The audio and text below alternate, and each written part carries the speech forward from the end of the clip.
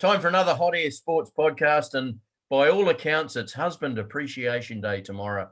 Are you feeling appreciated, mate? Always, mate, always. My wife is top notch. She always appreciates me, but I did say she needs a special day, as do most husbands around the world. And thanks for letting all our listeners know that tomorrow is Husband Appreciation Day. If you've got a husband out there, or even if you are a husband, make sure you tell your wife. Quite right.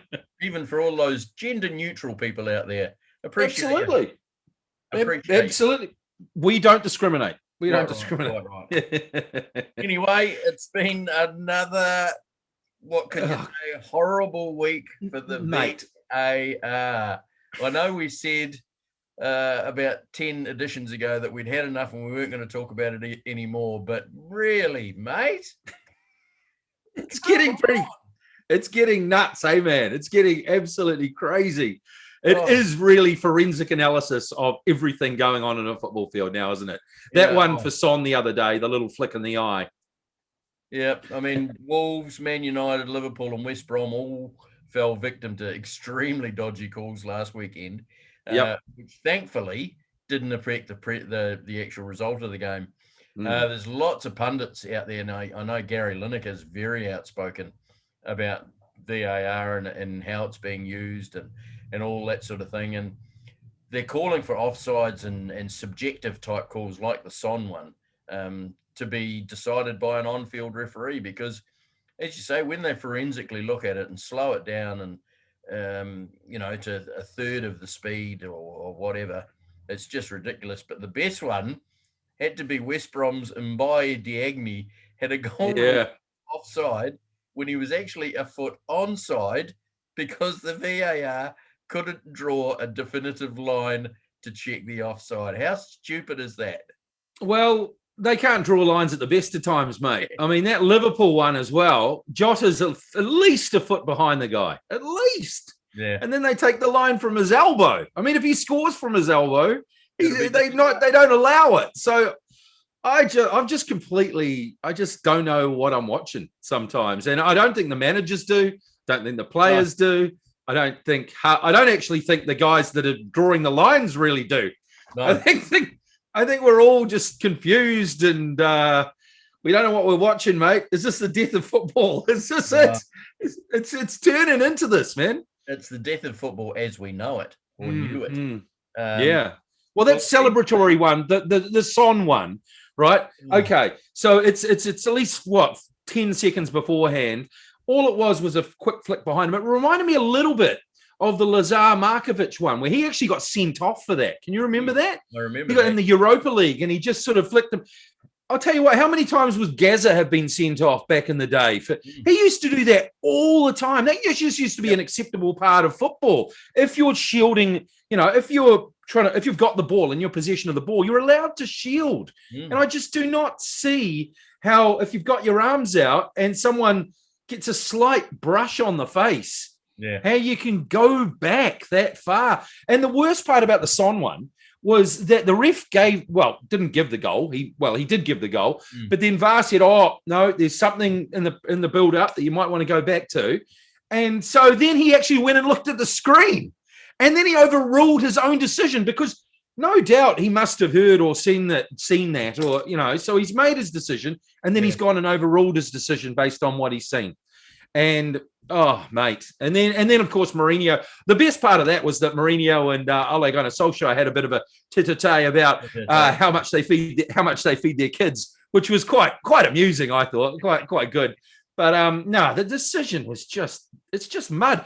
And it's just taking away so much joy, especially in the act of scoring a goal. That used to be the biggest joy when you'd instantly see the ball hit the back of the net, the goal, the referee point to halfway, and we'd all be up, and we'd know that we could celebrate. And now it's like, yes, and I'll wait.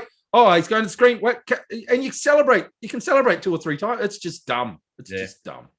Yes, well, at least the chairman of the FIFA Referees Committee, Pierluigi Collina, the man with the bug eyes, has called for an end to forensic inspections of offside, saying, in case of doubt, go with the on-field decision. It sounds simple, but even if they did that, they'll probably still muck it up. just keep, honestly.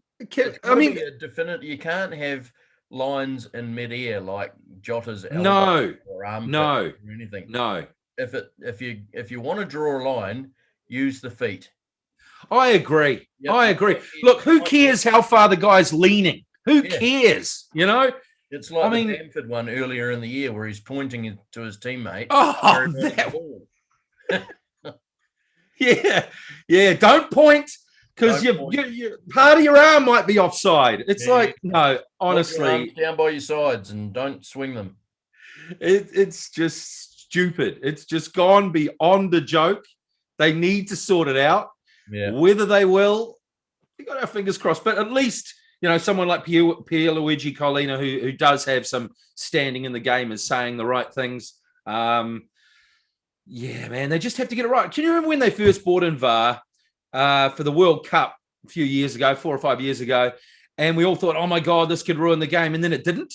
Yeah. And it was actually fine. They didn't, because they weren't examining everything. They were like, is this a goal? Well, no, we can see it's offside. It's no goal. But they didn't take a few minutes. They just sort of had a quick look and went, no, okay, we'll just go with it, or we won't. Premier League, take a lead from the Champions League.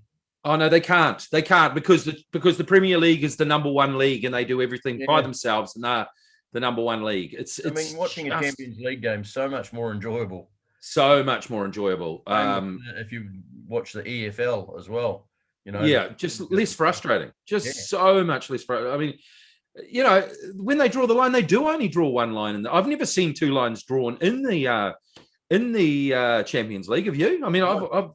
They just draw the one line. And why do you need the second line? Yeah. If they had have done that with the Jota one, he was a mile behind him. Yeah, exactly. Mate, it's can we just go back to football where referees made mistakes and we all bitched and moaned for a few minutes and then moved on? Exactly. Yeah. It's just crazy. Let's get to real football. Yes. Let's get to the actual game. Rather than 4 teams are separated by just 4 points, 3rd to 6th, mate. Top of the Premier League. Leicester in 3rd, a team that you think is you've been telling me for ages are going to fall flat on their face. Well, they're starting to get the wobbles, aren't they? After a few of them had a house party and they didn't make the team. Brendan Rodgers said, "No, mate, you're out." And they hid in the dark, apparently. Have you heard that story? Yeah. Crazy story. 3 or 4 of them having a house party when they shouldn't do under COVID restrictions. So, yeah, they were down 3-0 to West Ham, and West Ham tried to lose it as best they could. And West Ham should have had at least another 3 goals before. I know. Leicester even got a sniff of the game. Yeah, absolutely. But West Ham are a shady one, aren't they, mate? I mean, you've been saying for ages, I've never rated Moyes, but you got to give him his credit. He's done a bloody good job this year, and West Ham are playing real well, although they are starting to hit a few injuries now. Mikel Antonio and who's their midfielder? Declan Rice. Declan Rice is now injured, so that could be big. But anyway, West Ham still in the hunt. Chelsea and, of course, a charging Liverpool, who have won 3 in a row. Thank God for Liverpool in the Premier League, because they're the only one of my sporting teams in any capacity to be doing any good at the moment. If West Ham and Leicester hold on to their nerve, you think they will, or will Chelsea and Liverpool climb over them to finish in the top 4? What do you reckon? Well, when you look at West Ham's remaining games, they have got Newcastle, who had a win and have extended the lead on the bottom. They're improving. Yeah, Elaine Saint-Maximin back for them. Chelsea.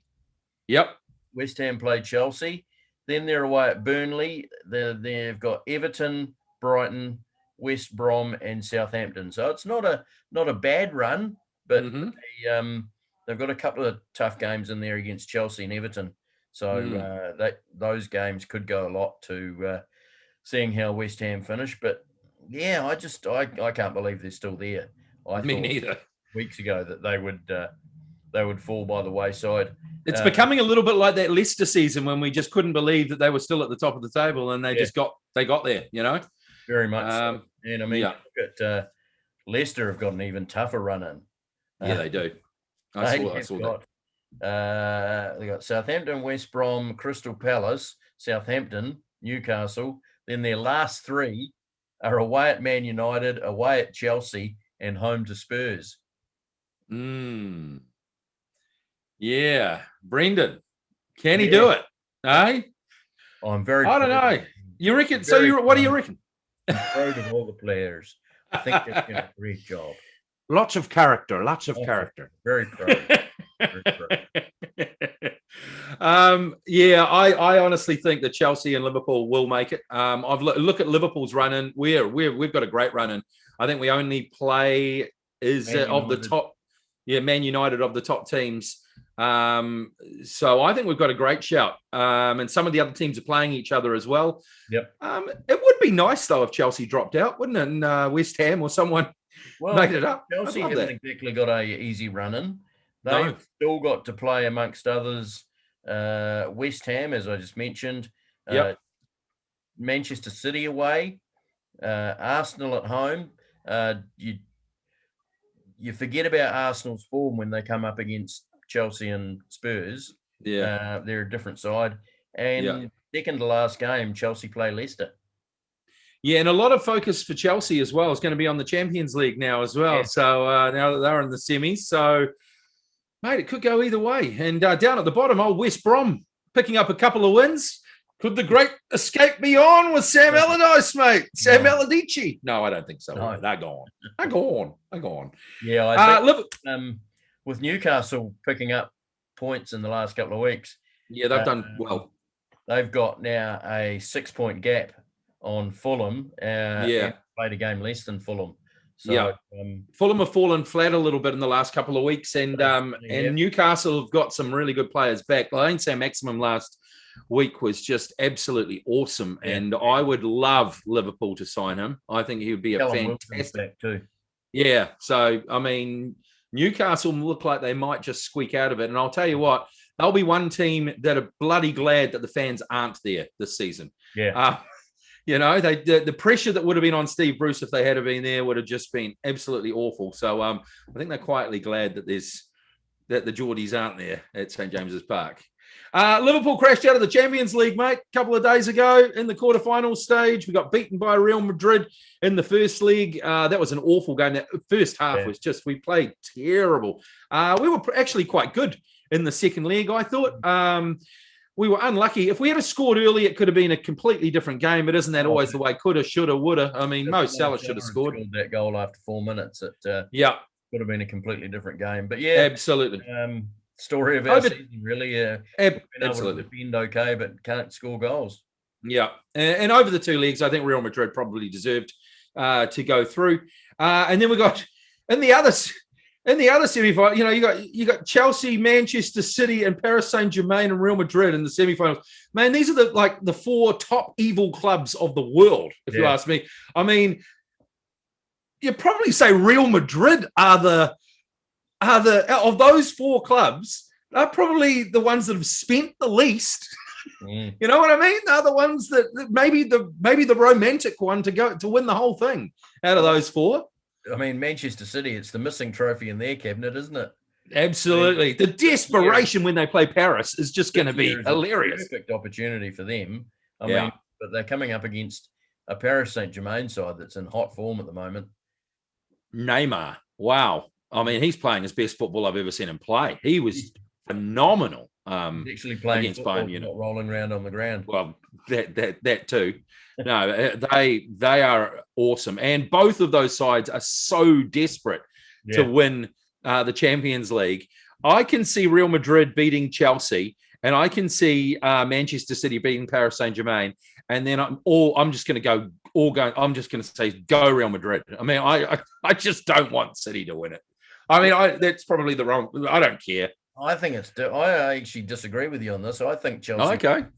I think it'll be a Chelsea-Paris final. Ooh, do you? Yep.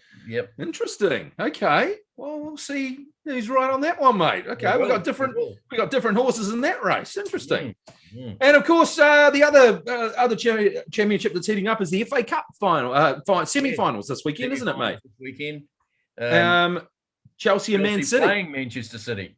Yeah, that should be interesting. Who you got in that one? Probably Manchester City, I think. Phil Foden, how has he been playing? Superstar. Wow. Absolute superstar. 20 years old. And just to mention Phil Foden, they were playing Borussia Dortmund, obviously, in their quarterfinal. Perhaps the two standout players in that. I mean, Gareth Southgate will be very happy. A 17-year-old Englishman and a 20-year-old Englishman.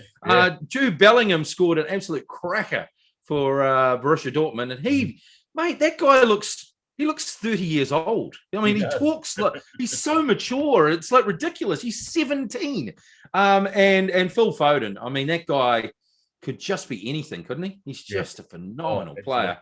But I don't know, man. Chelsea are heating. I mean, Havertz played really well last week, and it seems like he's sort of finding a bit of form. And if they could get a bit of form at the top of the pitch, they could be really tricky as well. And the other semi-final, we got Leicester facing Southampton. Who you got in that one? Oh, you'd have to back Leicester, I think, even though they seem to be wobbling in the league. I think Brendan will get them up for that game, although you can't totally discount Southampton. They have had some big games this year. They have. Although they're not playing as well now as they were earlier in the season. No, that's true. They were top of the table earlier in the season at one stage. Yeah. No, they haven't been too flash over the last couple of weeks, but neither have Leicester. Yeah. So that could be an interesting game as well. I don't know. It won't be 9-0. That's all I'll say. It won't be 9-0. No, certainly won't. Just quickly back to Europe. The semi-finalists have been found in the Europa League. Yes. Manchester United playing Roma and Villarreal against Arsenal in the We're going to see another all-English Europa League final. God, I hope not. I really hope not, because if one of those two win the Europa League, could mean curtains for Liverpool finishing fourth in qualifying. So no, I want the other teams. I want the non-English teams to win. Thank you very much. I'll be backing them. Quite right. How much longer is Harry Kane? I've talked about this for perhaps the last 5 years, saying Harry Kane's going to go to Manchester United at some stage. He doesn't look happy at the moment at Spurs, does he, mate? He's doing everything he can. He's already said if they don't finish top four, looks very unlikely at the moment, he's gone. If so, where's he going to end up? Well, you think back to transfer sagas like this in years gone by when, Alan Shearer was supposedly going to go to Manchester United, but never quite made it there. He ended up, of course, at Newcastle.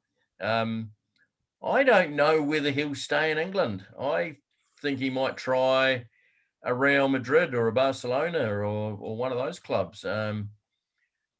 It's getting so tight at the top now in English football. Even if you pick a United or a City, there's no real guarantee that you're going to win trophies because, Liverpool's got money behind them now. Leicester's got money behind them.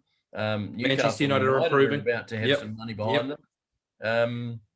Leicester are a comer. I mean, I think he will stay in England. I think he will. And I think he will for one reason, because he wants to beat Alan Shearer's Premier League goal scoring record. He's about 100 behind. And I think if he plays a few seasons for Manchester City, he's going to break that. So I think he will stay. It's a question of really who do Manchester City want at the top of the pitch. They're not really playing a striker at the moment. And I mean, if they have their pick, they'd probably go for Haaland, I would suggest. That seems to be the favourite, doesn't it, for Haaland?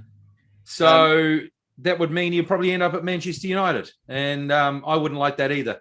No. Because he'll score lots of goals for them as well. So I don't know. Maybe go to West Brom or something like that. Well, I mean, if he goes to West Brom, he'd be in with a chance of a trophy next season. That's true. The championship trophy. Mind you, imagine if he went somewhere like Leeds. Well, he'd be bloody good at the team. They've got a lot of money behind them now, and especially if Bielsa stays on for another year, mate, he's got them flying. They did so well against Manchester City last week, didn't they? Did you watch that game? That was a great game of football. Great game of football, and that too. Liverpool's got next up. Yeah, Leeds. Bielsa's Leeds. It was 4-3 earlier in the season. Was it 4-3 or 3-2? 4-3. There's a lot of goals. Yeah. I think there'll be a lot of goals again. I just hope they're at the right end. Leeds are a great side to watch. Yeah. When they're playing anyone, just watch them. They just are the most energetic side in the Premier League. You know, we said that about Liverpool a couple of years ago, but Leeds are providing it this year. Obviously, it helps they're not in Europe, so they've just got, the Premier League to worry about. And they've got a small squad, but they just play so... I just love the style they play. I love Bielsa. And I'm really looking forward to that game. So I've got a question for you. Yeah, mate, go on. Player agents really looking after their players' best interests, or are they just looking to fill their own pockets full of cash? So-called super agent Mino Raiola has been rumoured to have pocketed approximately £41 million following the transfer of Paul Pogba to Man United from Juventus, and is currently shopping Norwegian talent Erling Haaland around Europe's top clubs. Is he doing it for Erling, or is he doing it to fill his own pockets? Have you seen the guy? Yeah, he looks a little bit like who's the guy that's been done for the sexual misconduct in Hollywood? Looks a bit like Weinstein, doesn't he? He does, and he's probably maybe not that dodgy, but he's up to no good. Of course he's doing it for himself, mate. Of course, he's always angling for his clients to get out of the clubs as soon as they get in there, because he knows he can pocket another 10 million. Yep. It's crazy the way that those deals are done. They go, okay, so the transfer fee is 100 million, and we got 10 million for the player, and we need 20 million agent fees. That's basically what they do. It's gone beyond a joke now. It has. I don't think he is the rule. I don't think all agents are like him. But there are a lot around that are like him. There are, but he is the top of the pile, and I just don't understand why so many big players, especially young ones, decide to go with him. I suppose he gets them the best deal. I suppose that's what happens. But it is crazy. It is crazy that he seems to ship his players to one thing, and then the next year he's angling for them to get out of there. I mean, look at how much money would have he made on Ibrahimovic? Because he's one of his, eh? Oh. I mean, he's gone to like a dozen clubs, over a decade. So, he would have made so much money from him. So ridiculous, mate. Oh, ridiculous. And I mean, agents like this are in every sport as well. Thankfully we haven't seen too many around rugby yet, but I mean, there's been a few around rugby league already. What's his name? The guy that was Sonny Sam Ayoub. Yep, Sam Ayoub is the guy. Warriors don't do business with him anymore. There's been a number of those guys in rugby league that is slowly tightening up. But mate, you're right. We've come a long way from Jerry Maguire, haven't we? Show me the money. Yeah, well, I was going to say Mino Raiola. Out of place on a set of The Sopranos. No, exactly right, mate. He is a bit of a gangster, isn't he? Yeah. And the thing is, the guy earns so much money, but all he can afford to wear is a T-shirt. I don't get it. Yeah. He looks shabby. He looks so slovenly, doesn't he? Yeah. It's just bizarre. Yeah. But, there's plenty around. I think in the United States, they're trying to clamp down big time on agents because they're sucking too much money out of the game. And it's not going to the sport. No, not at all. It's just going to make someone more wealthy, and generally someone that's incredibly wealthy already. So, no, it's just wrong, mate. Hey, following the lead of neighbours Manchester City, United are in talks to purchase the A-League licence of the Central Coast Mariners, maybe the Central Coast United, maybe they'll be called after that. City bought the then Melbourne Heart. They renamed them the Melbourne City, didn't they? And they've got half a dozen clubs under their City Football Group banner. Early rumours say that the team may be rebranded and could also move south into Sydney. What are your thoughts on this one? Yeah, I think I don't know if the A-League would be happy about having another team in Sydney, given that they've now got three in Sydney. Western Sydney. They've got Sydney City, Wanderers, Western City Wanderers, and Macarthur. The West Sydney team. So that was the whole thing about the A-League taking over from the NSL. There were like 6 teams in Sydney, 6 teams in Melbourne, and 1 from each of the rest of the country. And they just wanted to even that spread out with the formation of the A-League. So I don't know whether they'll be overly happy about having a 4th team based in Sydney. I mean, it's not like Gosford, where the Central Coast Mariners are based, is exactly miles away from Sydney. I mean, it is all part of Greater Sydney when you look at it. I mean, it's a bit like Orewa in Auckland. You know, when you look at Gosford on the northern beaches. So yeah, it's not exactly, and they've got a good stadium there. There's nothing wrong with They it. do. It's actually a really good complex. Yeah, they do. That's where the Warriors are playing. Yeah, which would be, you know, it would be disappointing if they moved into Sydney and, you know, just became another Sydney team. Yeah, and they've got a bit of history too. I mean, you know, as a club, they've done pretty well. Yeah, exactly. So that'd be a bit sad if they did move to Sydney, I think.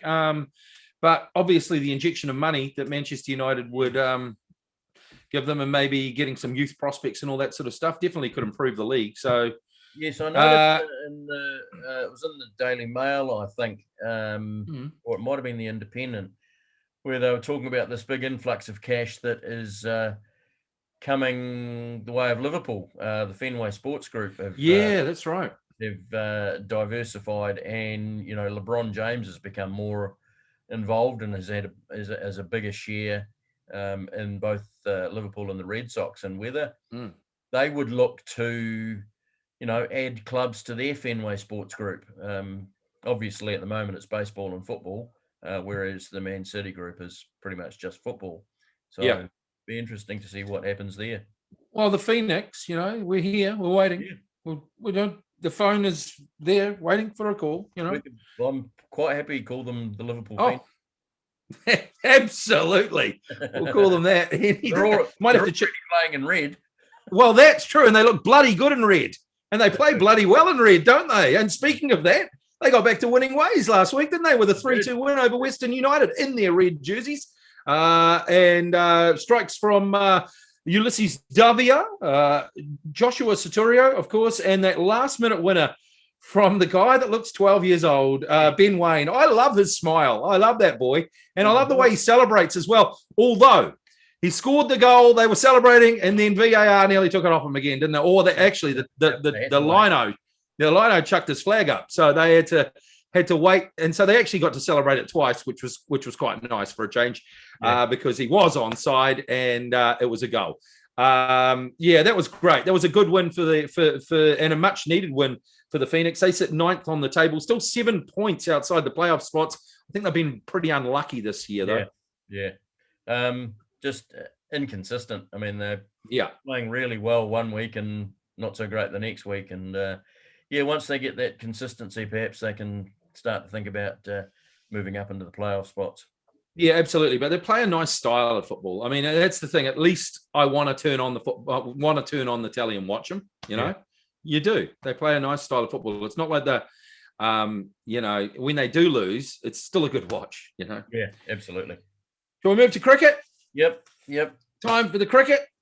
Now, the Black Caps have named this 20-man squad, haven't they, for the Test Tour of England and the World Test Championship final in Southampton. What are your thoughts on the return of Doug Bracewell? He's been out for a little while. And the 3 new caps, 3 new names. Any of them going to get a run? I wouldn't think so. I think the coaches are going to use the 2 tests against England to get the squad for the World Championship final into form. Get them used to English wickets. I can't see any of the 3 getting a run.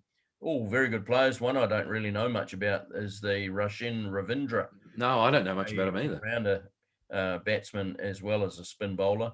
Jacob Duffy's been around for a while. And the third person, the name's just eluded me. Yeah, I can't remember what it is either. But what about Doug Bracewell? He's been out for a long time. He has.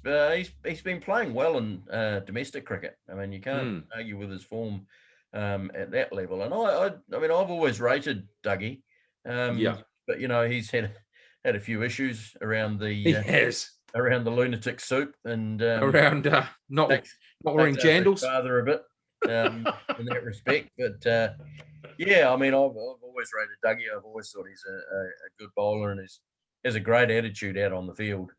He'll always have Hobart anyway, even if he doesn't. Certainly, we'll always remember him for that. What about Conway? You reckon he'll get a crack? He's got to. They've got to find a place for him. I agree. No way around it. They've got to find a place for him. Would you play him in the test straight away? Yes. Yeah, absolutely. And so whose place does he take, though? That we've had this discussion. We have had this discussion. Yeah. I'm thinking, it's a tough one, eh? Yeah, I'm thinking it may be poor old Tom Blundell that is the one that misses out, because Daryl Mitchell has actually been playing really well for the century in his last game. And he just seems really level-headed. And he also offers something with the ball, and in English conditions, he could be a little wobbler, one of those sort of bowlers that does a little bit. So I think he's good to have at 7, I think, If de Gronholm isn't playing. So. Yeah, well, I think de Gronholm's going to find it hard to get in ahead of Daryl Mitchell now. As I say, the form is there, and he's just been awarded Canterbury's Cricketer of the Year.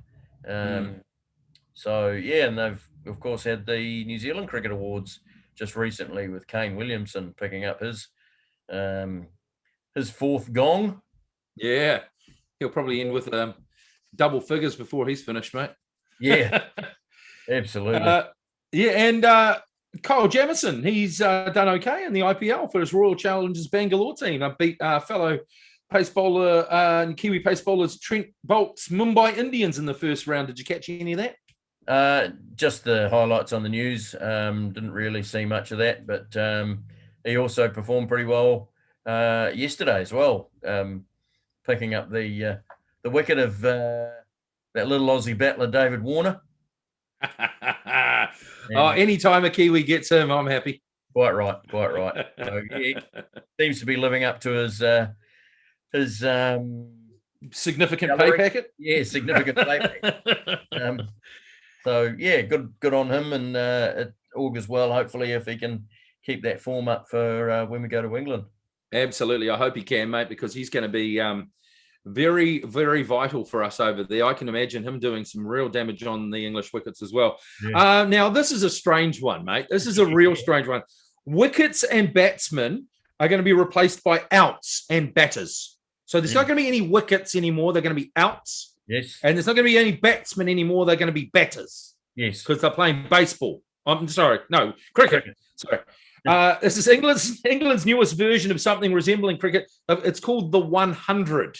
I know it sounds like 100. Yeah, I was going to say it sounds more like a mini series on Netflix, doesn't it? But no, it's cricket. Obviously, 2020 is not good enough entertainment. Instead, they have to mix it up some more. Now, each team bowls 100 balls. They change ends after 10 balls. Are we still calling them balls? Well, I don't know. Just spherical? Pitches. Something? I don't know. I don't know what you're talking about. Change ends after 10 balls, which can be bowled by one person delivering 10 balls or 2 bowlers bowling 5 balls each. A maximum of 20 balls per bowler. Sorry, they're still called bowlers. Sorry, I'm confusing myself here. Men's and mate, this is just ridiculous. What the hell are we talking about? What the hell is this? Men's and women's franchises include, listen to these, the Manchester Originals, the Northern Superchargers, Birmingham Phoenix, Trent Rockets, and the Welsh Fire. Oh, my God. Give me strength, mate. Give me strength. The 100. What do you make of the 100? I noticed that it's supposedly been introduced to attract new and different audiences. All right. Okay. Are they going to be running the bases? Are we going to have bases as well? And absolutely. Yeah. Fouls now. Behind the wicket, it's a foul. Yeah. Gee, it could be something else these people could be watching instead. I'm trying to work it out. You know what they need? What they need? A zone at each end of the ground where, if you hit a 6, it becomes 12.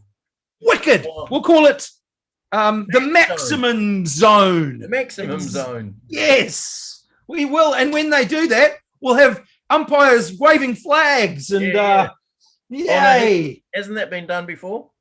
Oh, I don't know. Don't remember. More music as well. More music. We need more music at sporting events, because I go to a sporting event because it's just like a concert. That's the reason I go there, because I want to go and see a concert at a sporting event. Yes, more music, really loud music. Absolutely. Every ball while they're playing. Actually, bands playing at either end. Yes.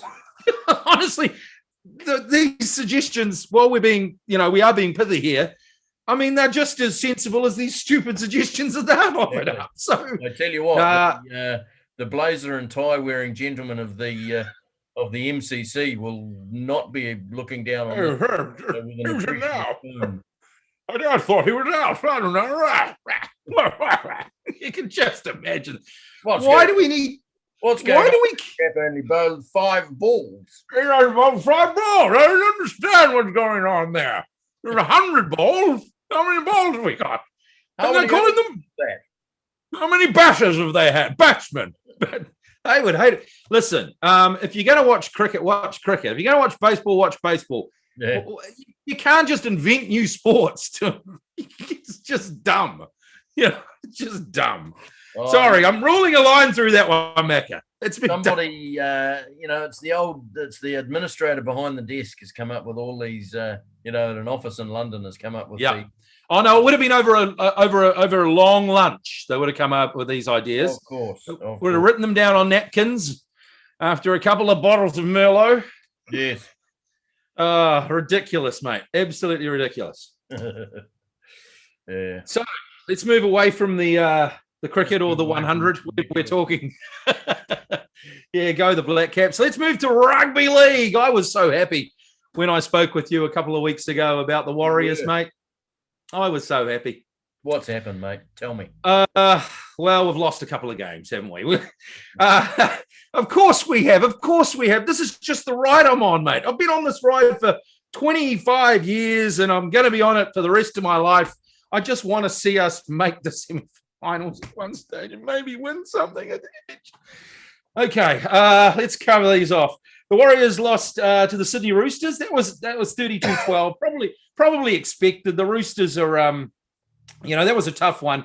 We lost our new go-forward prop, Adam Fanua-Blake, during that match. He's probably going to be out for 10-plus weeks, which is a big blow for us, and he certainly slowed us down a little bit, not having him. I thought we competed really well, actually, for the first 20 or 30 minutes, and we actually dominated them early, but 18th minute was the sort of turnaround when bloody Tedesco did what he does best and busted us open. He scored an amazing solo try, and from then on, the Roosters dominated. Brett Morris, man, those Morris brothers, how good are they? They just keep scoring tries.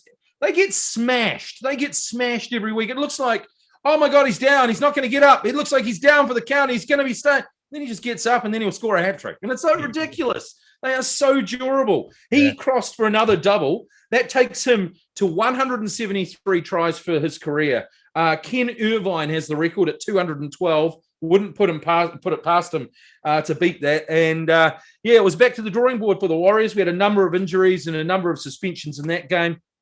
I thought we'd do a lot better against the Sea Eagles the next week. And we started off fairly strongly. We got out to a lead.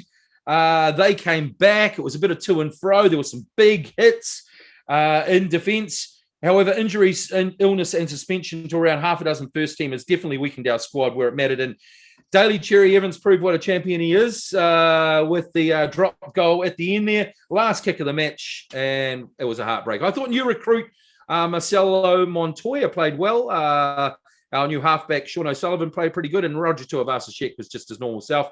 They were our best players on the night. But, just a bit disappointing that game. It was really there to be won for the Warriors, and they just didn't quite have it. I thought they missed the players who weren't there. Bailey Sirenen, etc. Coming off the bench. It was just a real... I can deal with the Roosters loss, the Manly one. That's a hard one, man. They play the high-flying St. George Illawarra on Sunday. They've won their last 4 games in a row. What do you think? Think the Warriors can pull off an upset? Oh, what do you think, Macca? Of course they can. Of course they can. The mighty Vodafone Warriors. Of course they can, mate. There's good news. Bunty Afoa and Jermaine Tanoa-Brown returned from suspension, so we're going to have a bit more go forward up front. David Fusitu'a is out with injury, but he's been hot and cold. I mean, the guy, David Fusitu'a, so much athletic talent, but you watch the other wingers in the NRL, and every time they get it on the outside, they'll do a step, they'll do something. David Fusitu'a just, and a lot with Ken Maumalo too, although I don't have quite the issue with him, they just want to run over the top of players every time. And it's like, show a little bit of finesse, So, yeah, he's out with an injury. Eli Katoa, who's a young man, he's been dropped to reserve grade this week. He was very quiet last week. He's only 21 though. He's going to be back.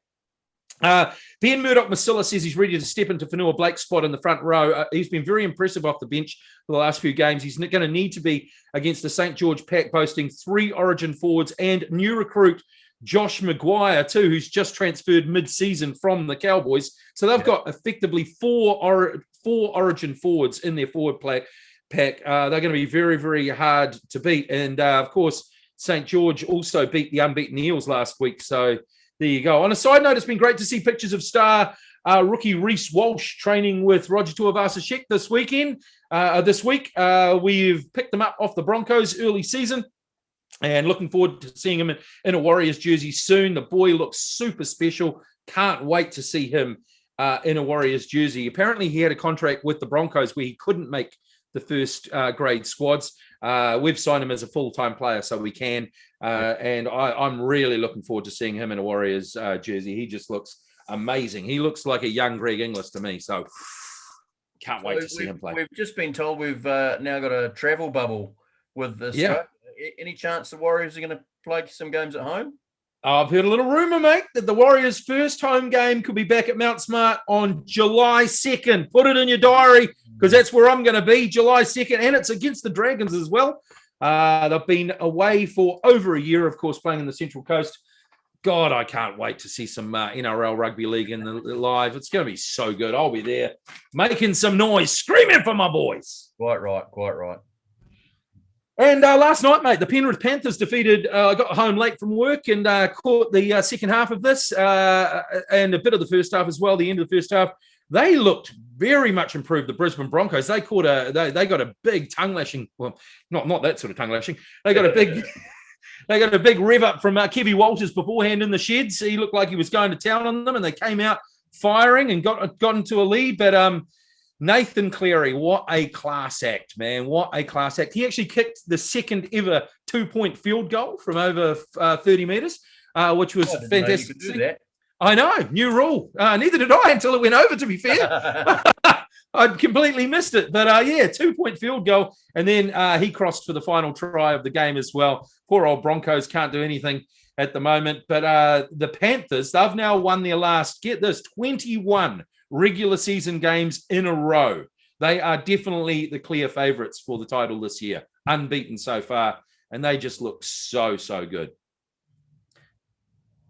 More league, mate. I'll just go through a couple of these things. Quick hits. More medical retirements due to chronic injury to concussion. Jake Friend from the Roosters and Michael Morgan from the Cowboys. They both bid an early farewell to the NRL. Both of them are great servants for their clubs. Now, this is a rumor that you might be interested in. All Black T on the news last night. Yeah, interesting. Hey, I don't know. I know his contract's up for renegotiation, so this could just be something from his manager. Speaking of managers earlier, TJ Perenara has been linked to the Sydney Roosters as a replacement for Jake Friend at hooker. How do you think he'd go as a league player? Well, yeah. Firstly, I mean, he's out of contract, so he's free to do this. He's not contracted by the New Zealand Rugby Union at the moment because he chose to go to Japan, not on a sabbatical like Brodie Retallick and Beauden Barrett are doing. He chose to take his luck and hopefully get a contract when he'd finished his time in Japan. So I think he'd actually make a very good league player. I mean, you look at him on the rugby field, he's a great runner with the ball and, he's got a good pass on him as well. I think he'd be a great hooker. Yeah, I think he'd be a good hooker too, mate. I really do. I think of all the rugby halfbacks in the country, he would be the best suited to league. And it's like him and Ardie Savia to me are the two sort of guys that look like league players playing rugby to me. No, I think he'd be really good. He'd get paid good money too. And he'd get a whole new side of living there in the suburbs of Bondi with a Roosters jersey, a whole new set of fans to mingle with. And is he doing enough to earn the jersey, though? Is he doing enough? Doing it for my whānau? Yeah. Well, it's interesting. It'd be interesting to see if the New Zealand Rugby Union come back, and say, well, we really want you to stay in rugby. What do you think? We've got a number of options at halfback at the moment, though, don't we? We do. One of those, the Highlanders halfback, Folau Fakatava, he's ruptured his ACL, so he's out now for the rest of the year, which I guess opens up a spot for Perenara. But you look at who we've got at the moment with Aaron Smith, the world's best halfback, and Brad Weber there as well. He's playing real well. He's playing very well. And you look at the Crusaders pair of Bryn Hall and Mitchell Drummond. Neither have had an All Blacks call up yet, but crikey, they sure do deserve one. Yeah, it must be close. So maybe it is just as managers sort of just putting it out there. Putting it out there. Massive game tonight, mate. Massive game tonight in the NRL. Top of the table clash between the Roosters and the Storm. Battle between the two best fullbacks in the game, battling for the New South Wales State of Origin spot. Pappenhausen versus Tedesco. Have you seen either of these guys play much, Macca? I certainly have. That Pappenhausen looks pretty... he's pretty special, man. Pretty special. Yeah. Got the real hunched over look. He does, eh? Runs forward. Runs with the leaning forward. But that James Tedesco, he's a superstar, that boy. Mate, they're completely different fullbacks, quite frankly, as well. Real sort of, Pappenhausen's a runner. He's more of a flair player. Tedesco's just a powerhouse. Their stats are very similar, though. It's going to be real interesting tonight, man. There's some big forward matchups as well. Yeah. Jared Waerea-Hargreaves versus Jesse Bromwich in the front row. I mean, it's just all over the field. It's going to be a great game. Looking forward to this one.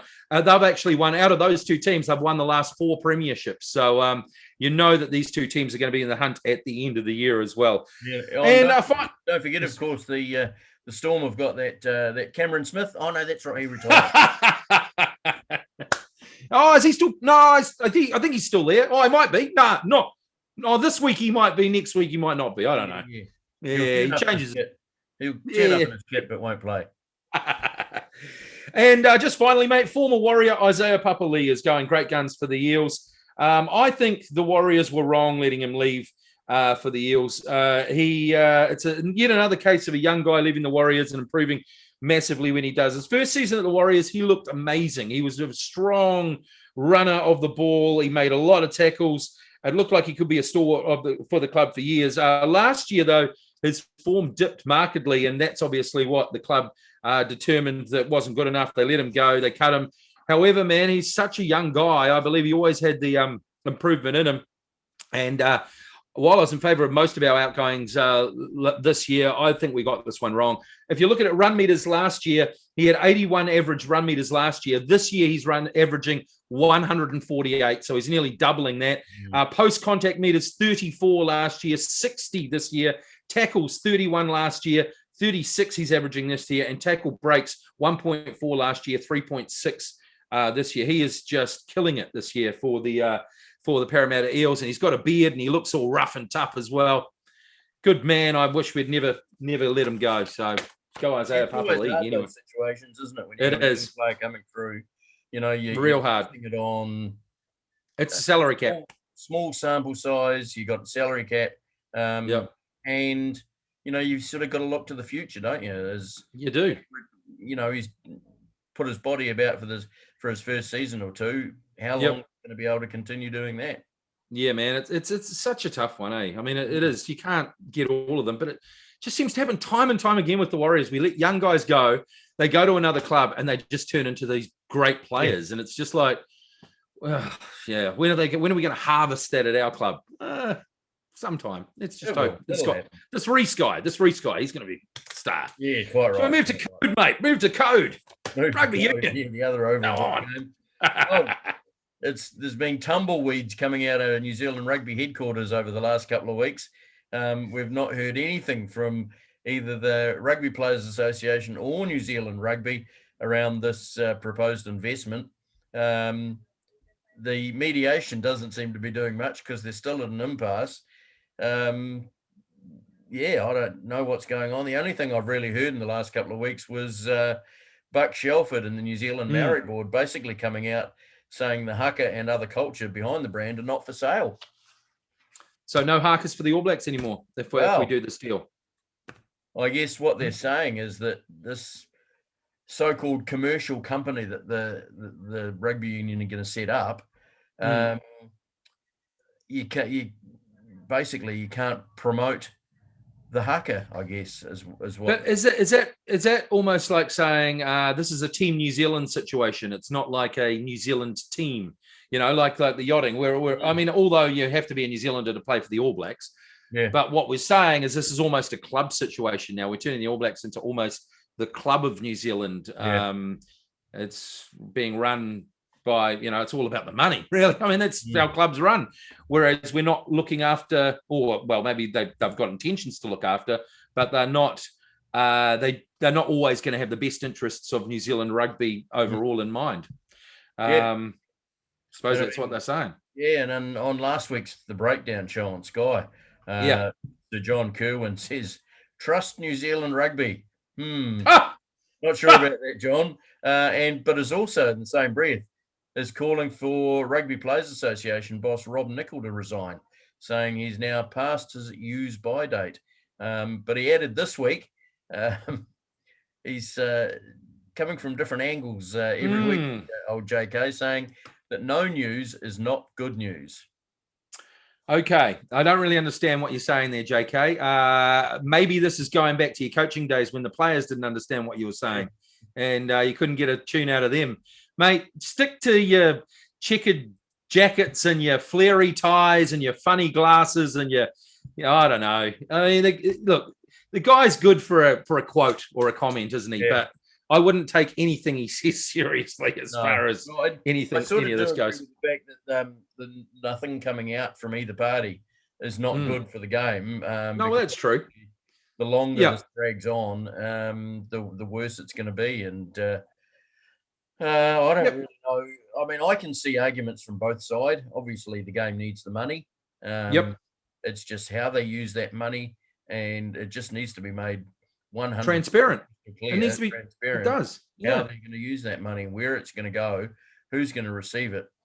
Because I don't think the New Zealand rugby public want to see money spent on setting up a commercial company to spread the brand of the All Blacks around the world when it already is very well known around the world, especially in countries like America where they've had games. And how can you blame the players for wanting to secure the future of the game, in this country? Well, I mean, how can you blame them for that? They're just wanting to make sure that the money trickles down. I just don't understand. I mean, if they're having to fight for this, if they're having to fight for that, surely that's an indication that the investment isn't going to trickle down. You know what I mean? That they're not intending it to, because otherwise, what are they talking about? Yeah.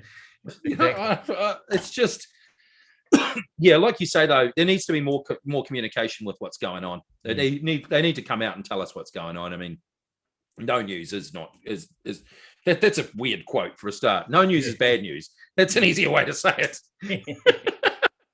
Also on last week's The Breakdown, New Zealand Rugby GM of Community, Steve Lancaster, was asked about the televising of first 15 games and if it was too much pressure on 16, 17 and 18-year-olds. Steve Lancaster actually did admit that televising has had a detrimental effect on other school teams. Players tend to try out for the first 15, and then if they miss out, they go and play a different sport. Well, as that's always been the case, hasn't it?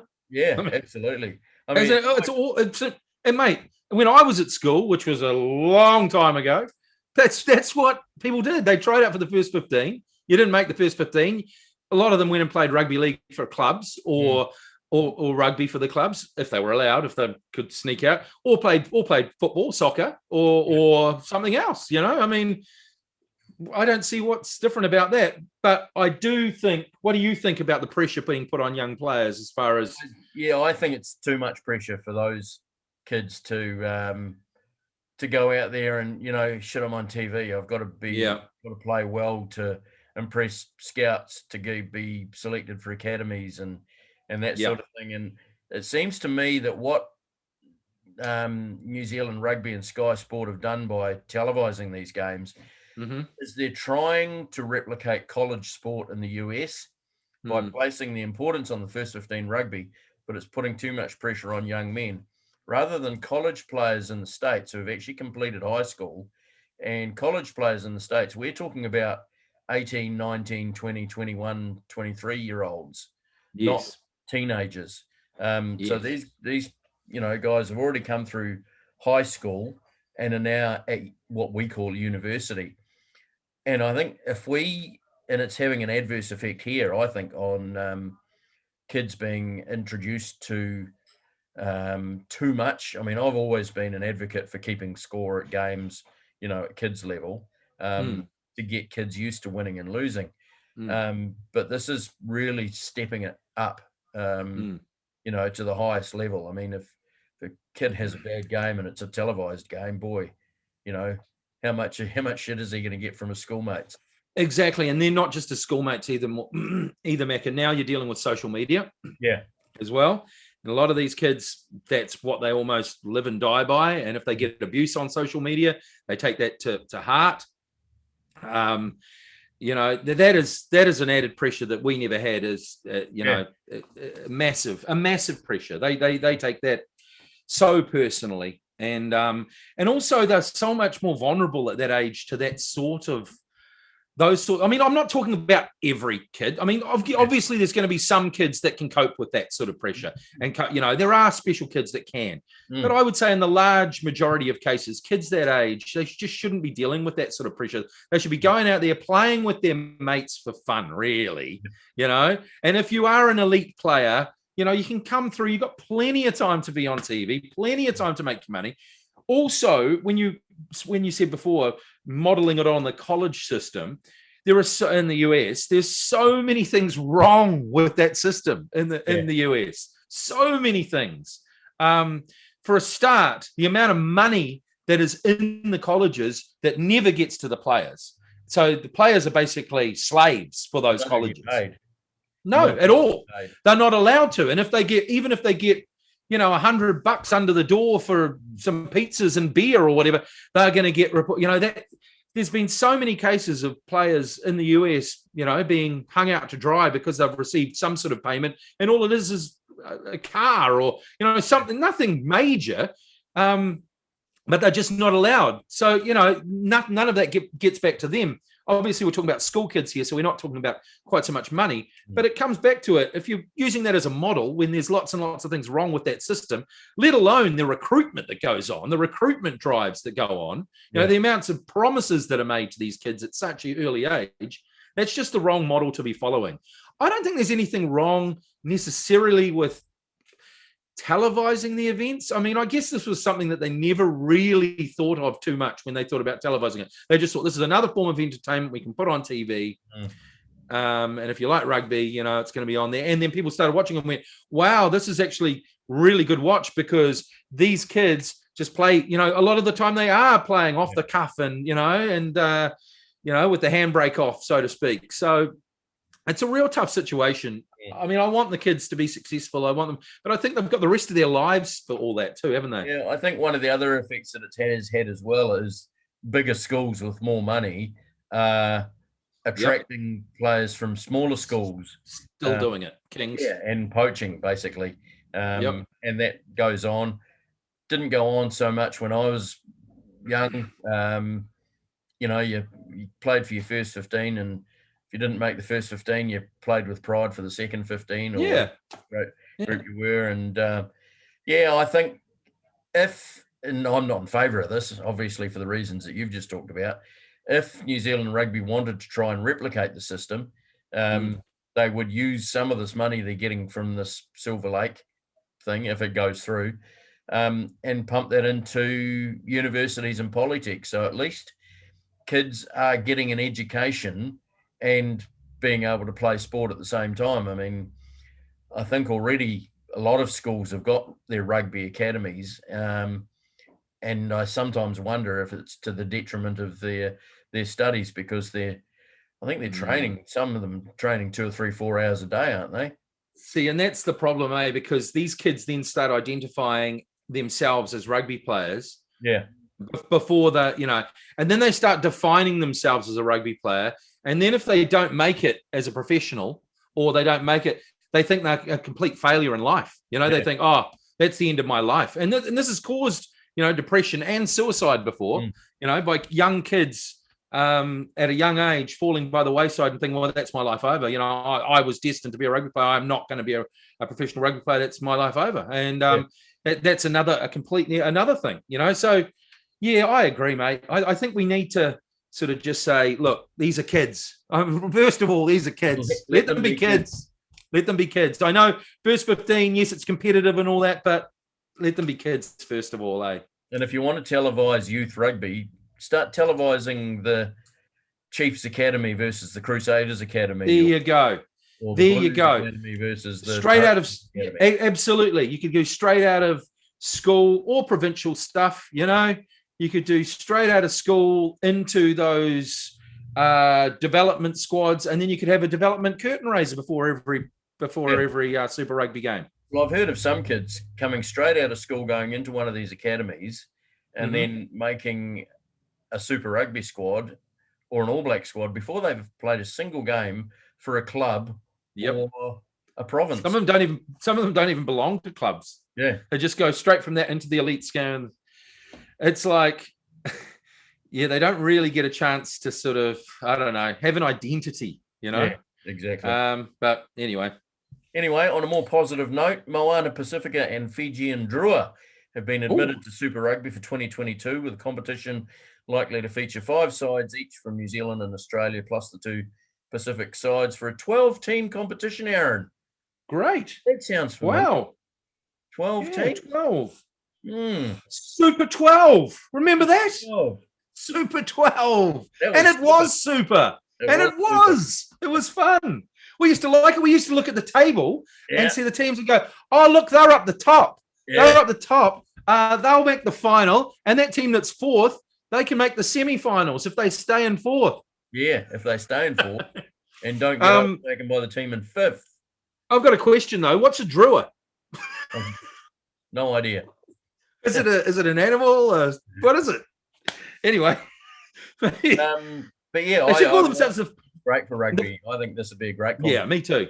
And it's been a long time coming. See how much effect it has on not just New Zealand franchises, but Australian franchises, because a lot of the franchises on both sides pick up the players. Have got Samoan and Fijian players and Tongan players as well. No, they're Australians. If they're playing in those teams, Macca.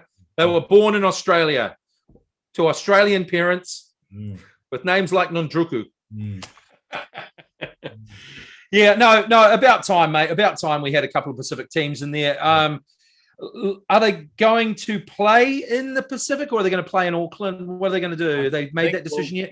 The original plan was that the Pacifica side would play in Auckland and the Fijian side would play in Sydney. Okay. Well, that makes sense. One game a season being held in Fiji or Apia. Okay, that makes sense. Also, they're not just going to have Pacific players in them, are they? They're going to be a franchise, so they can have whatever players they want, right? They can sort of, So, they're a professional franchise. Yeah. I think it's a great idea. I think instantly the Moana Pacifica side would be my second team in the comp. I mean, they would. I mean, they probably put people's second team. Absolutely, probably because of the style. Hopefully they do play that style as well. The Pacifica style. If they do, they're going to get lots of fans and lots of. Yeah, man, it can't be a bad thing. Anyway, on to the field. No golden point games all season. Then 2 and 2. Hang on, golden point. Are we back to league? What's going on? No, rugby. Oh, golden point in rugby. Yeah, I know.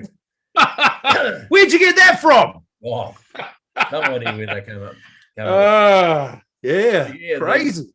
The Chiefs outlasting the Highlanders 26-23 in Dunedin, and a David Havili drop goal securing a 30-27 win for the Crusaders over the Hurricanes, who withstood somewhat of a huge comeback after they'd led 14-3 earlier in the game. I was at that game and having great fun up in the lounge in the Crusaders shirt. Was having a great time taunting all these Hurricane supporters, and then we're losing. And you thought you might have to shut your mouth. A late Sevu Reece try to a overwhelming forward pass. I mean, back pass to tie the game up, and then of course Yeah, Crusaders kicked off, got the ball back to David Havili, and bang. So what's your thought on Golden Point for rugby? Oh, I'm not a fan of it. I'm not a fan of Golden Point in rugby league either. Not that I'm a huge rugby league fan. No. I don't think there's anything wrong with having a draw. Yeah, I tend to agree. In situations when you're playing a league, a league table, why should it be that the whole game is decided? You know, you go through 80 minutes of struggle and toil, and then after 80 minutes, you go, okay, right, what we're going to do is play another 10, and whoever scores the first point wins. That just seems a little bit frivolous to me, sort of thing. You know, it's a little bit like, well, what did we play the previous 80 for? Yeah, I quite, you know, I've always liked the idea. I mean, if you're going to play Golden Point, you got to, for me, I don't like the idea of Golden Point. I like the idea of 10 minutes of extra time and just see who wins, you know? And if it's a draw at the end of that, it's a draw. Don't make it a drop goal. Because, I mean, basically, looking at both of these results, the rugby results, both of them were decided by drop goals and Golden Point. So what does that say? Everyone's just going to go for drop goals. Drop goals are going to win games. No, either make it 10 minutes of extra time where whoever scores the most points in that extra time wins, or don't have anything. Just call it a draw, is my opinion. But yeah, I thought. I mean, even though I'm a Crusaders fan, obviously, I was delighted that the Crusaders won. I did feel a bit sorry for the Hurricanes and the fact that in Golden Point extra time, they never got the ball. Well, that's what I mean. They never had an opportunity to level. No. Whereas if you look at the NFL, there you go. Each side has to have possession, a turn with the ball. Yeah, that's right. That's right. And so that's why I think you'd alleviate that if you just said 10 minutes of extra time and whoever gets the points. So that would also mean that people go for tries, because still getting 7 points is better than getting a drop goal regardless. So what it turns into is effectively work your way into a position where you can take a drop goal and then take a drop goal. It just changes the whole dynamic of the whole game, you know? So for me, I'm not a fan of it. From the kickoff, the Hurricanes did have an opportunity to get the ball, but they didn't. But the thing is, they could have got it from the kickoff, sure, but then they might not have given it to the Crusaders, and then the Crusaders didn't have the ball. So you got to give both teams an even go at it, don't you? Theoretically, after that drop goal went over, they should have gone back to halfway. Absolutely. Yeah. And if the Hurricanes retrieved the ball, they had an opportunity. Absolutely. Or obviously until either the ball went out or somebody knocked it on or whatever. Yeah. But if the Crusaders win the ball from the kickoff, then you've had another chance to get the ball back, but you didn't. So game over. Yeah, absolutely. 2 kickoffs will be fine. Now the champion Crusaders are 8 points clear at the top of Super Rugby Aotearoa. Who would have thought that, before the season started? Who would have thought that? Now, the Blues and the Chiefs have got a game in hand, though. Blues didn't play last week, did they? Highlanders and Hurricanes pretty much out of contention now for a final spot. So, what do you think? Blues or Chiefs in the final against the Crusaders? Well, I mean, if you'd asked me 3 weeks ago, I would have said the Blues hands down. But since then, they've lost a couple and won one, and the Chiefs have won their last 3 on the trot. So I know. It's amazing what momentum will do for you, eh? Oh, absolutely. Although, in saying that, the Chiefs have lost Sam Cane now for the rest of the season. They have. Yeah. It was a big weekend for injuries. Weekend just gone. Yeah. As I said, Sam Cane's out with a pectoral injury. Flanker Adi Savia, his likely replacement, has gone down with a knee injury. He's out for 6 to 8 weeks. Yeah, something like that. Joe Moody has got a bad foot injury. They don't know how long he's going to be out. And Jack Goodhue's done his ACL, so he's gone for the rest of the year. And I just read this morning that Chiefs midfield back Quinn Tupaia has ruptured his ACL as well. So he's another one that's gone for at least a couple of months. Wow. I guess out of all of those, I think we can cover at prop. We can cover in the midfield. What the hell are we going to do at open side? Well, yeah, exactly. I mean, you'd have to Duplessis would have to come into Hurricanes. Crusaders haven't really been playing with an open side since they lost Tom Christie to injury. No, they've had somebody obviously in the number 7 shirt, but Sione. You've been impressed by Ethan Blackadder? I've thought he's been playing very well. Yeah, Very I good like him. in either the number 6 or number 8. I think he's been outstanding this year. Real chip off the old block. He Doesn't is, really eh? flash, just does his job and does his job very well. He runs a bit like his old man too, doesn't he? He does, yeah. Hey, yeah, he reminds me of him. Yeah, lots of injuries in rugby, and lots of. I mean, I don't know, man. These rule changes, the same in rugby league. You know, they'll do it to speed it up, and then all of a sudden you get lots of impact injuries and head injuries and things like that. And people go, "Have we sped it up too much?" Well, you can't do much about it now. I mean, you know. Yeah. Poor old Joe Moody. He didn't make it through his 100th game for the Crusaders. But he helped raising some much needed funds for prostate cancer. He auctioned his playing jersey on Trade Me after losing his dad last year to the disease. Bidding closed, was it today or yesterday? Closes later on this afternoon. Oh, okay. And yesterday, it's not bad for a jersey, is it, mate? 10 grand. Over 10 grand. I had a quick peek before we started recording, and it's $10,550 it's up to. So nice. A bit of loose cash. Get on to Trade Me. Just search the words Joe Moody, and it'll take you there. I think it closes about 6 o'clock tonight. Nice. Shall we make a bid, Macca? Yeah, I've got $20. Yeah. Got 20 cents, maybe. Yeah, well, maybe we should have started the bidding, but never mind. What's happening in Auckland, Aaron? Oh, no idea. I'm on the North Shore, mate. Oh, right. Well, the Auckland NPC side's facing a mass exodus of top players following discontent between coaching staff and players, while assistant coach Philo Tiatia has already tendered his resignation. There's talk about the likes of not Waisake Satutu, that's his father, Hoskins Satutu, and 2 or 3 other All Black players in that squad are looking around, so to say. And there's a few. Come over the bridge. It's not far away. Better living over here. Come on. Oh, they don't want to be lower divisions, Aaron. Oh, cut it out. Cut it out, you bastard. Oh, yeah, bit of yeah, that's crazy. Let's just see, what have you heard any reason what's this is all about?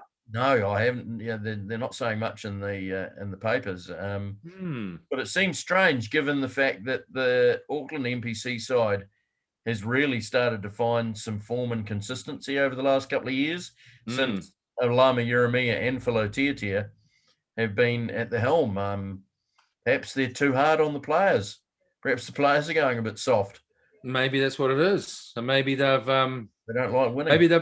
Maybe they've been having COVID parties and doing Brendan Rodgers thing, and he doesn't like hiding in the dark. I don't know. Yeah, look, for me, I'm all over team culture, mate. I think if I like it when coaches say, look, it's my way or the highway. If you don't like it, we'll get some more players. And it's not like Auckland does as a dearth of players that they can put in their squad anyway, mate. They've got the biggest catchment of players in the country. I think provided you got to get players with the right attitudes first, and no dickheads policy is always good, isn't it? So, I mean, we don't know what's going on behind the scenes, whether the players or the coaching staff, but if it is a culture thing and the coaches and stuff are saying, well, these guys won't do it our way, so stuff them, I'm all for that. Yeah. Oh, yeah. Quite right. Now, Super Rugby Australia, what's going on in Super Rugby Australia, mate? Well, they've already found their 2 finalists, top 2. Brad Thorne's Queensland Reds are still unbeaten. Of course. 7 from 7 record after downing the 2020 champions Brumbies the second time this season, 24-22. Wow. And with 2 games to go, there's a 14-point gap between the Brumbies and third-place Rebels. So, neither the Rebels nor the Waratahs will be figuring in those finals. They, of course, are a little different to our final system. They have a second-place third who gets into the final to play the top side, which is, as I say, Queensland have already sorted that top spot. So it looks like it'll be the Brumbies versus the Rebels to find out who plays the Reds. In New Zealand, it's basically just the top 2 play off in a one-off final. So fair enough. I think we've got more. I think our players are spread more evenly over the 5 teams as opposed to Australia. I think definitely Queensland are by far strongest team, and then ACT and the other three teams are sort of lagging a bit behind. I think it's going to be a Brumbies. Well, those two Reds Brumbies games have been decided by 2 points. Games. In favour. That's a drop goal in rugby league. Yeah, apparently. If you're far enough out. I mean, Brad Thorne, he'd have to be a candidate for the Aussie job at some stage, wouldn't he? Oh, you'd have to think so, wouldn't you? The way he's going? Yeah, definitely. I mean, he's a guy that if he said it's my way or the highway, you'd say, I'm definitely taking your way, mate. No, you just say, yes, sir. He goes, listen, mate, you're doing my way. Quite right. All right. Let's head across the Pacific and have a look at see what's happening in Major League Baseball. Cool. Season's nearly 3 weeks old. No real surprises so far. The Dodgers have got the best record at the moment. They've played 12, won 10, and lost only 2 games so far. This season, the Boston Red Sox have been surprising everybody. They lost their first 3 games in a row and now got a record 9-4. So they're going great guns. It'll be interesting to see whether they can hold on there. But in the West, the American League West, have a guess who's leading that competition? Got no idea, mate. You tell me.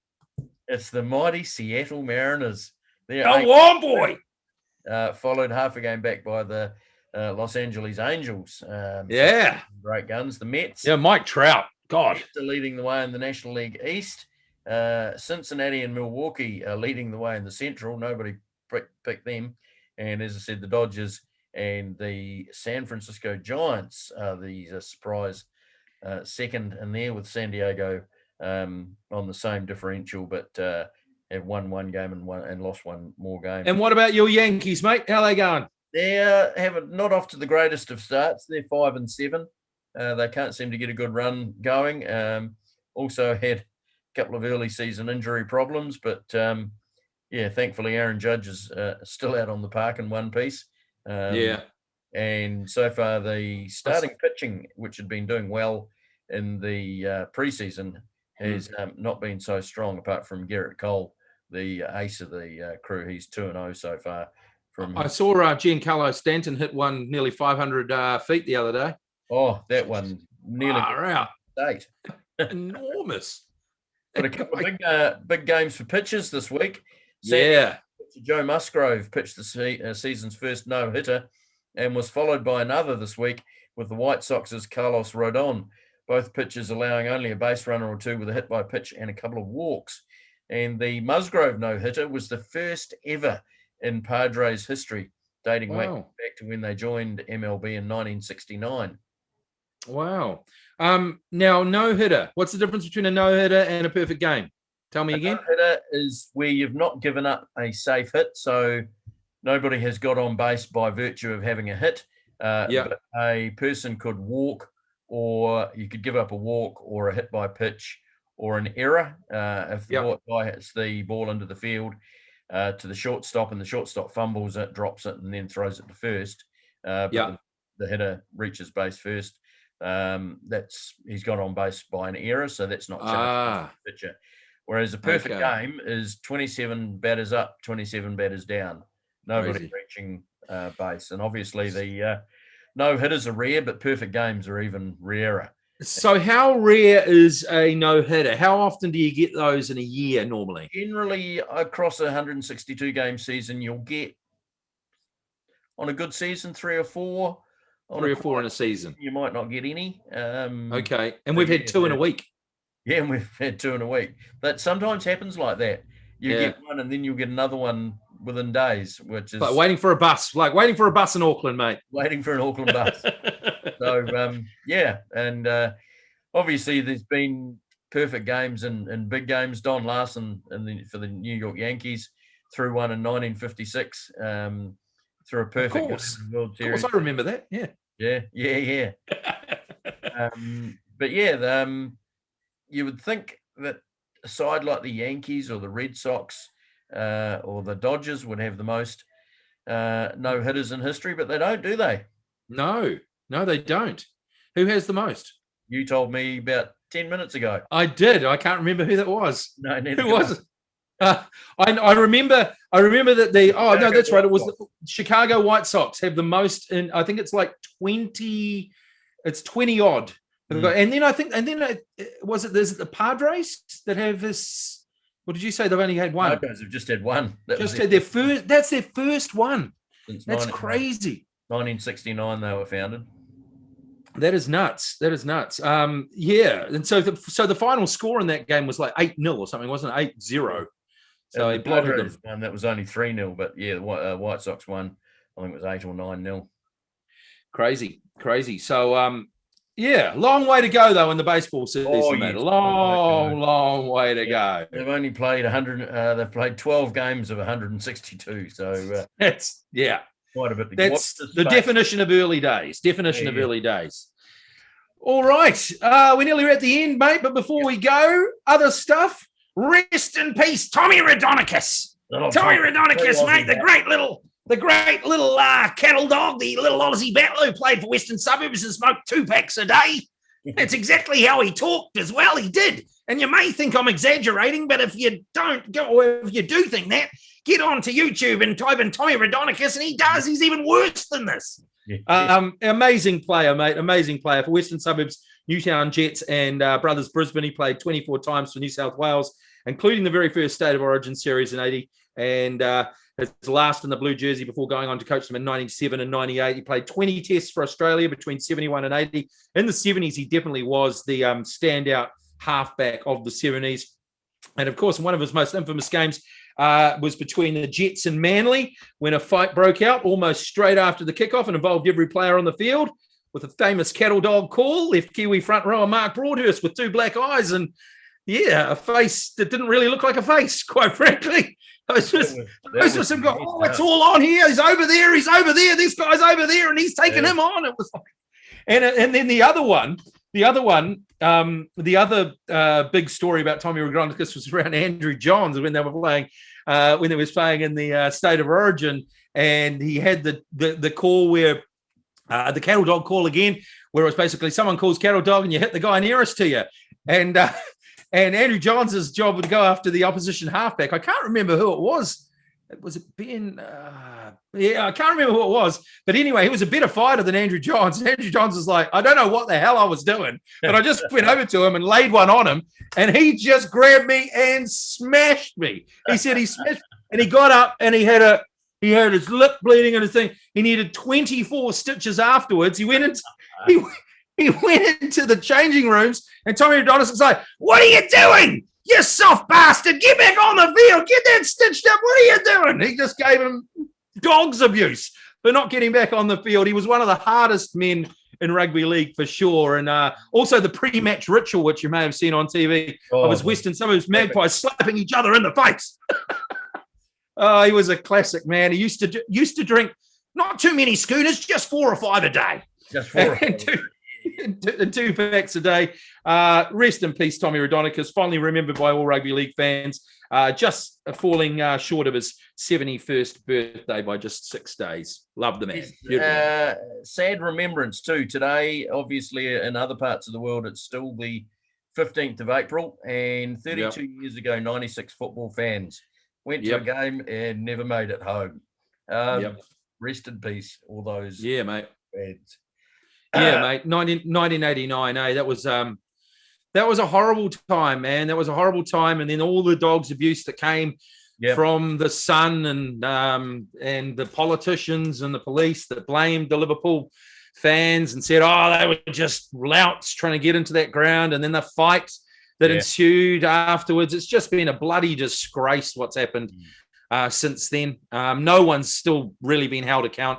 It was a shocking day in British football, a shocking day in world sport. I mean, no one should ever go to a football game and never come home. It was just so awful. Every time around this time of year, I always sort of think back to that day and those poor people that, the shocking scenes. There's an amazing 20 for 20 doco on it, isn't it? An incredible doco. Watch that if you don't know the story. Amazing. Quite right. On a brighter note, in the US today is Jackie Robinson Day. Yes. In the US, Jackie Robinson broke the colour barrier on April the 15th, 1947, to become crazy player to play in the majors. 47. 1940. That's only, a year or two after the Second World War finished. Yeah. When you think that this is a decade before the civil rights movement really started, before the march across Selma and all that sort of stuff. Phenomenal to think that he did it that far back, Yeah. Oh, absolutely. And he would have just got so much abuse. I mean, if you've never seen the movie 42, get it out. Such a good movie. Number 42 was retired by Major League Baseball in 1997. And on this day, every year since 2004, every MLB player wears the number 42. Isn't that a beautiful thing to do as well? Yeah. I think baseball almost does it better than any sport. Absolutely. Because they did the Clemente thing as well too, don't they? They do that every year as well. Clemente, yep. Yeah. I just love what baseball does to honor its past players, and I just wish. Well, if New Zealand's going to take, we want to take stuff out of the American system. That's something we could take out of it. Yeah. I mean, rename the stands at Eden Park. Give one Jonah Lomu and one to Sean Fitzpatrick or something. I don't know. But we could honor our players a lot better in this country in all sports. Oh, absolutely. And we've spoken about this before. We have many occasions. I remember. It was Doug Golightly on the radio many years ago used to refer to Athletic Park as Ron Jardine Stadium. He did. He used to do that all the time. And then he also used to refer to very tongue-in-cheek, basically to say that that we don't do it up here in a similar way. He used to call Mount Smart Stadium Penrose Stadium, and they used to call them the Penrose Warriors. I mean, we need to honor our players and our past and our history, I mean, without that, we got nothing. So, Jackie Robinson, man. Jackie Robinson, what a story. Yeah, like you said, go and watch the movie if you don't know the story. Well, that's it for this podcast. As always, it's been enjoyable talking to my good mate Mahona. Always good fun. We look forward to coming back at you possibly next week, if not the week after. And don't forget to check us out on YouTube. And like and subscribe. Spotify, like and subscribe. We enjoy bringing it to you. We have a lot of fun putting it together. And beautiful, mate. That's another one in the bag. And it's good night from him.